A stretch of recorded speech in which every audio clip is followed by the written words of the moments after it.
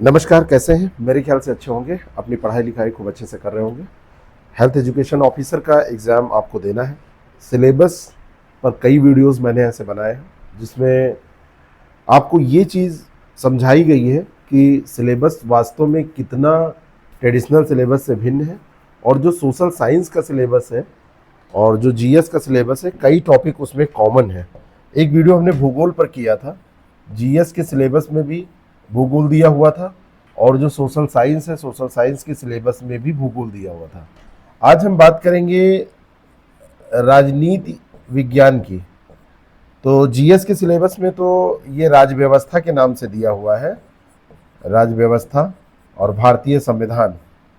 लेकिन जब आप यहाँ देखेंगे सोशल साइंस के सिलेबस में, तो यहाँ पर ये लिखा हुआ है राजनीति विज्ञान। यहाँ पर राजनीति विज्ञान के नाम से ये सिलेबस दिया हुआ है। तो ये सिलेबस कितना कॉमन है, कितना अलग है, ये चीज़ अगर आप समझ जाए तो पढ़ना आसान हो जाएगा। क्योंकि कई बार लोगों के मन में ये भी है कि हम जीएस में पढ़ लेंगे तो हमारा इधर पढ़ने की कोई आवश्यकता नहीं रह जाएगी, इधर वाला पोर्शन ऐसे ही कवर हो जाएगा। तो यहाँ पर थोड़ा सा अलर्ट आपको रहना पड़ेगा, क्योंकि ऐसे ही कवर ये नहीं हो जाएगा। चलिए, आप हमारे साथ तैयारी कर सकते हैं हेल्थ एजुकेशन ऑफिसर की। ये हमारे पास जीएस और सोशल साइंस का पूरा बैच है। ये जीएस अगर आपका तैयार है तो केवल सोशल साइंस का बैच है। ये नोट्स और टेस्ट का बैच है। ये सारे batch the success prep app पर अवेलेबल है।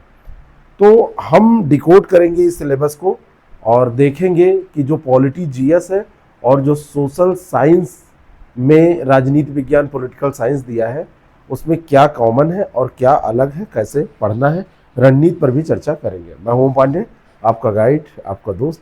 चलिए शुरू करते हैं। अब पॉलिटी जो जीएस की यहाँ पे बात की गई है और सोशल साइंस, ये दोनों अलग अलग खंड में दिया गया है, लेकिन दो बार इसको अलग अलग पढ़ने की जरूरत कदापि नहीं है।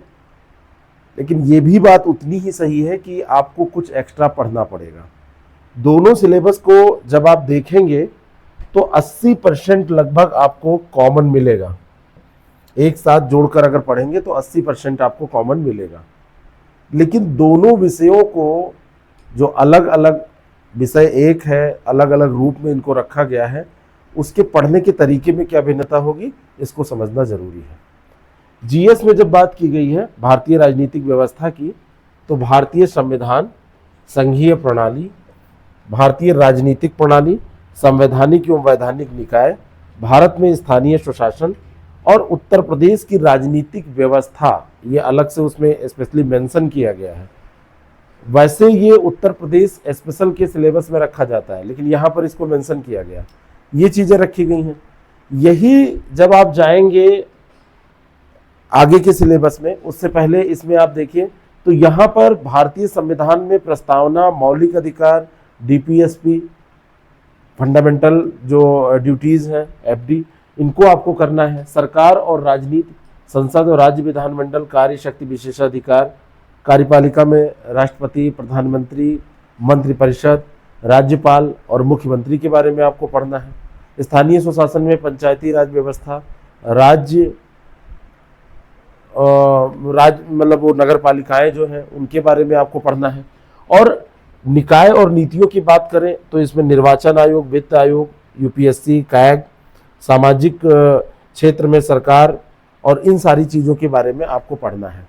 अब आप देखेंगे कि भिन्नता फिर कहाँ पर है। न्यायपालिका में आप सर्वोच्च न्यायालय और उच्च न्यायालय की संरचना के बारे में पढ़ लेंगे।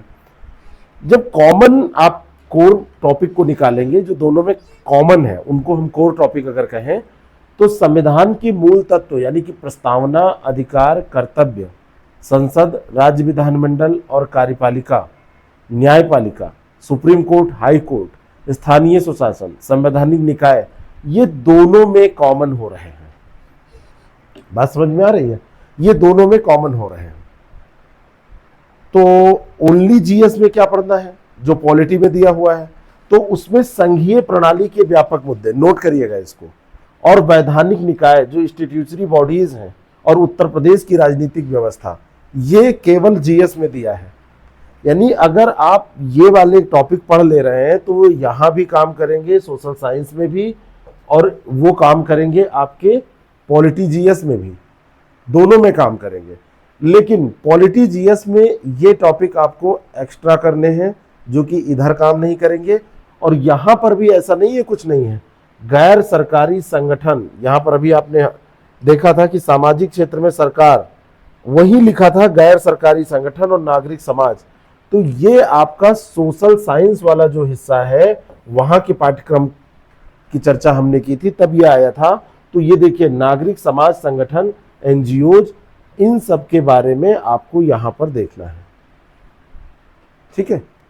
और इसलिए रणनीति अगर आपको बनानी है तो आप देखिए लगभग 80 to 85% ये कॉमन सिलेबस है, यहां पर बहुत परेशान होने की जरूरत नहीं है। लेकिन होता यह है कि जब कहीं पर नया सिलेबस जुड़ा होता है तो कई बार, जरूरी नहीं है कि हमेशा ऐसा हो, कई बार उन टॉपिक से ज्यादा सवाल बना दिए जाते हैं जो सामान्यतः ट्रेडिशनल सिलेबस में नहीं होते हैं।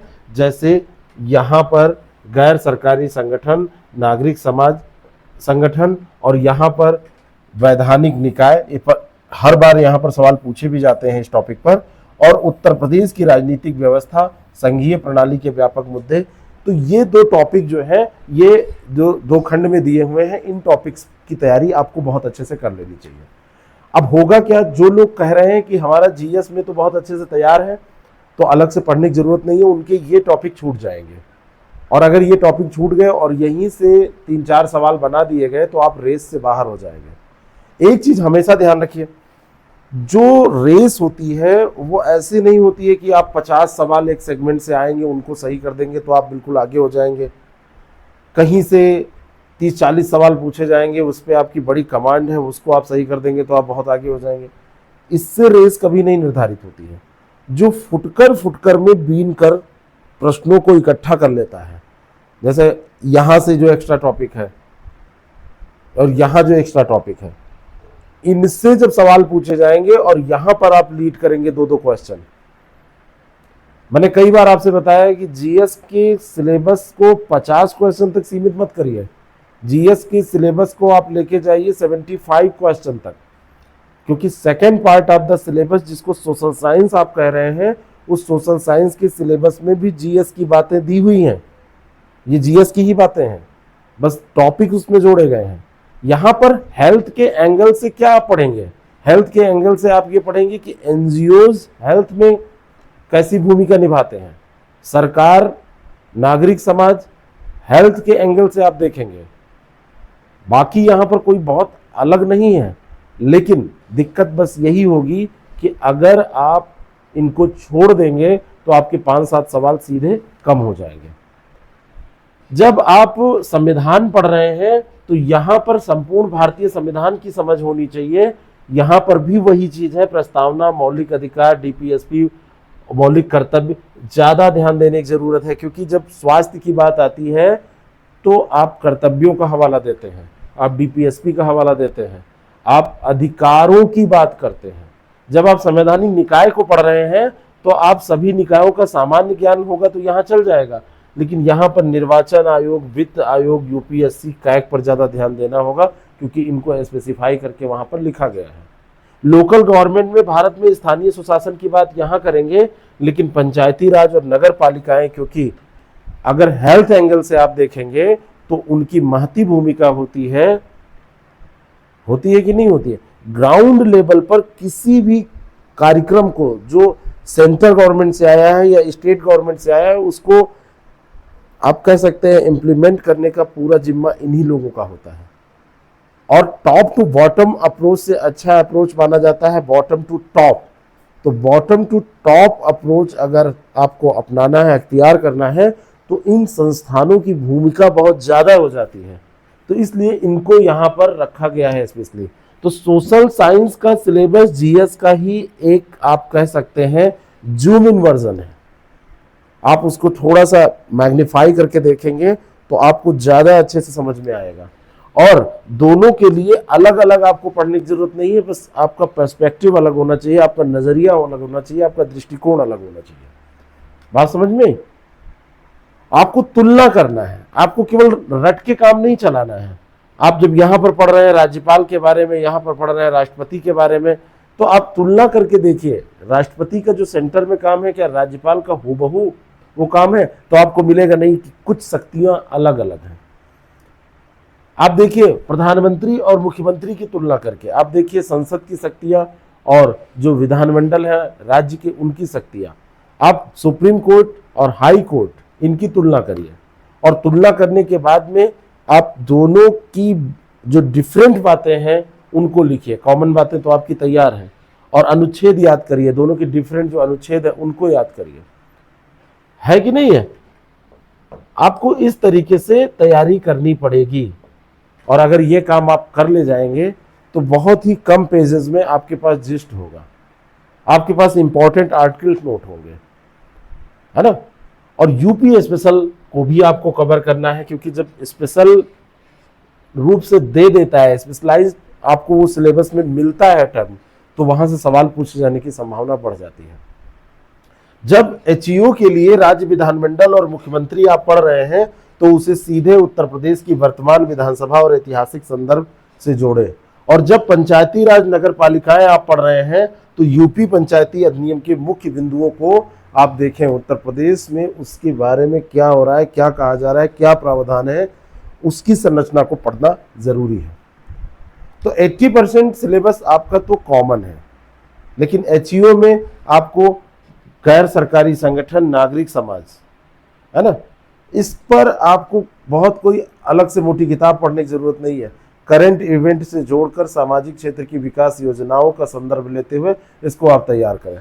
और जीएस स्पेशल में वैधानिक निकाय और संघवाद की जब बात की गई है, क्योंकि ये मेंस का टॉपिक सामान्यता होता है, लेकिन यहाँ प्रीलिम्स में कई जगह पे ऐसा किया गया है कि जीएस के मेंस के टॉपिक को प्रीलिम्स में रखा गया है, तो वहां पर आप जो मानक किताबें हैं आपकी वहां से निकाल के चीजों को पढ़िए। बात समझ में आ रही है। और उनको पढ़िए ही नहीं, उनको समझकर और उनको इस रूप में आत्मसात करने की कोशिश करिए। ये प्रयास आपका होना चाहिए कि आपने केवल पढ़ा नहीं है, आपने उसको समझा है, आपने केवल रटा नहीं है, आपने उसको जाना है कि आप इसका इम्प्लीमेंटेशन में क्या योगदान है बता सकते हैं। आप महत्वपूर्ण आर्टिकल्स को तैयार कर लीजिए, महत्वपूर्ण जो पार्ट्स हैं उनको तैयार कर लीजिए, आप जो मुख्य मुख्य कार्य हैं उनको तैयार कर लीजिए, करंट अफेयर से जो रिलेटेड घटनाएं हैं उनका आप पॉलिटिकल, जब आप उसमें कॉन्स्टिट्यूशनल बैकग्राउंड तैयार करेंगे तो वहां पर आप जाएंगे, देखेंगे कि आर्टिकल्स उससे कौन से रिलेटेड है, कौन सा भाग रिलेटेड है, और कौन सा उससे इसके पहले का जजमेंट रिलेटेड है। इस तरीके से आप तैयार करिए, है ना।